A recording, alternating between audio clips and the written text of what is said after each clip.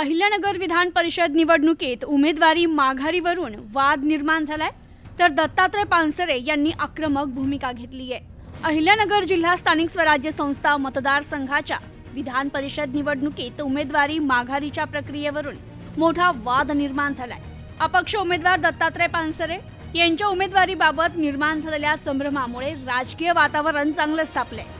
दत्तात्रय पानसरे यांच्या उमेदवारी अर्जाचे सूचक असलेले एमआयएमचे नगरसेवक शहबाज सय्यद यांनी उमेदवारी माघारी संदर्भातील अर्जावर स्वाक्षरी केल्याचं समोर आले। मात्र मी स्वतः उमेदवारी अर्ज मागे घेतलेला नाही आणि माघारीबाबत कोणतीही संमती दिलेली नाही असा दावा अपक्ष उमेदवार दत्तात्रय पानसरे यांनी केलाय। तर आता या संपूर्ण प्रकारामुळे निवडणूक प्रक्रियेवर प्रश्न उपस्थित झाले असून पानसरे यांनी निवडणूक निर्णय अधिकारी कार्यालयात जाऊन आपली भूमिका स्पष्ट केली आहे। यावेळी त्यांनी आपला अर्ज अवैध ठरवण्यात आल्यास टोकाचं पाऊल उचलण्याचा इशाराही दिलाय।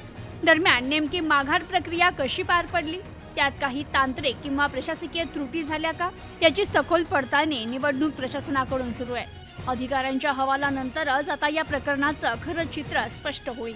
राजकीय दृष्ट्या हे प्रकरण अत्यंत महत्त्वाचं मानलं जातंय, कारण दत्तात्रय पानसरे यांची उमेदवारी कायम राहिल्यास निवडणुकीत सामना रंगण्याची शक्यता आहे। मात्र त्यांचा अर्ज बाद किंवा माघार घेतलेला मान्य झाल्यास महायुतीचे उमेदवार प्राजक्त तनपुरे यांची मात्र बिनविरोध निवड निश्चित होऊ शकते। त्यामुळे आता संपूर्ण जिल्ह्याचं लक्ष हे निवडणूक अधिकाऱ्यांच्या अंतिम निर्णयाकडे लागलंय। तर या घडामोडींमुळे मात्र विधान परिषद निवडणुकीत नवा राजकीय ट्विस्ट निर्माण झालाय। Bureau report, news today 24, Ahilyanagar.